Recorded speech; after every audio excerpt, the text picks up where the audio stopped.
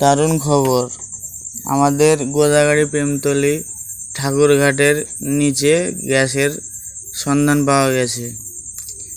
এই গ্যাসের সন্ধান বিগত কয়েকদিন আগে, মানে 2-3 দিন আগে, আমাদের গোদাগাড়ি উপজেলা নির্বাহী কর্মকর্তা নিজে এসে এখানে পরিদর্শন করে গিয়েছিলেন এবং বাপেক্সকে জানায় ব্যাপারটি।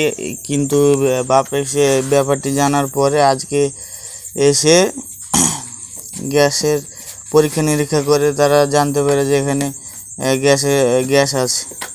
এটা আমাদের এলাকার জন্য খুবই একটা গর্বের বিষয় এবং আনন্দের বিষয় যে আমরা গ্যাসের একটা খনি পেলাম।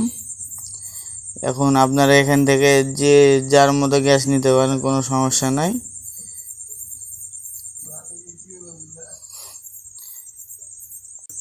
তবে এখানে যদি আপনার সেরকম পরিমাণ গ্যাস থাকে তাহলে আমাদের এলাকায় একটি গ্যাস ক্ষেত্র তৈরি হবে এবং এখানে অনেক বেকার যুবক কাজ করতে পারবে, যারা এই কাজ করে নিজের জীবিকা নির্বাহ করতে পারবে। এই জন্য এটা আমাদের অবশ্যই আনন্দের সংবাদ।